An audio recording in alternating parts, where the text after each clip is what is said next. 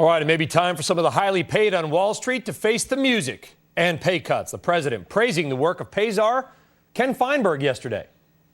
I believe he's taken an important step forward today in curbing the influence of executive compensation on Wall Street while still allowing these companies to succeed and prosper.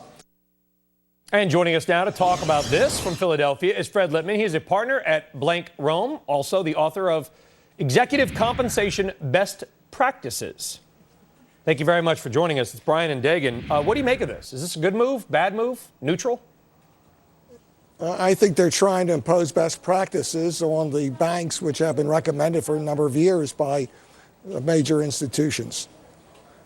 Matter of fact, what they're doing in part has already been imposed by private firms such as UBS, which last year escrowed some portion of the compensation of its major executives, and also Credit Suisse, which put these executives in the position where their compensation depended upon the performance of difficult assets to collect. So I think what they're doing is exactly right, although in some cases it may be a bit harsh.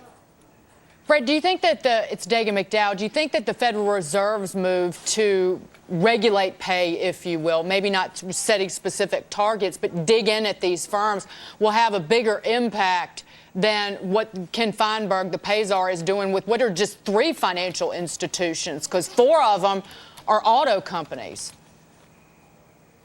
You know, the difficulty, I think, with what they're doing is no one knows what the unintended consequences could be. If they're going to lose talented executives to firms that are not subject to the TARP is always a problem.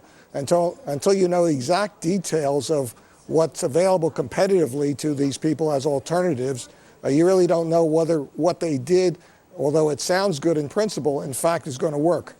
Yeah, that's the question, right? Is it, you know, the brain drain defense, which we're talking about today as well, is kind of the boilerplate defense of people that don't want these pay caps.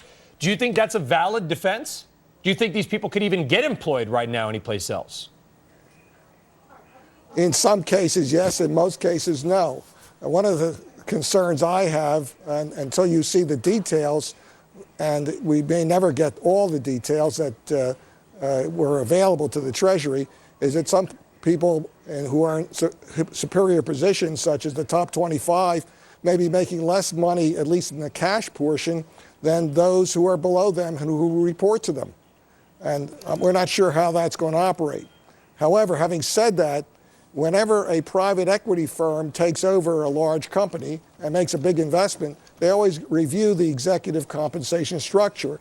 And then they tend to put more of the compensation in the form of equity, long-term equity, so that they align the interests of these executives with the interests of the owners and shareholders. Haven't we been here before in a way, Fred, maybe not with the government intervention, but changing pay practices and putting in place longer-term incentives, and then just like with the stock options boom in the late 90s, it just blows up in our faces? Well, the stock options in general did not have a holding period other than what they needed for tax purposes. So you could cash in once you exercise your stock option. What they're doing here is using restricted stock and stock units that you have to hold for a much longer period of time after you acquire them, and in some cases will require the TARP to be repaid until you can receive payment. All right, Fred Lipman. So I think... Fred, we got to leave it there, but we do appreciate your insight today. Thank you very much. Thank you. Let's move down to the New York Stock Exchange.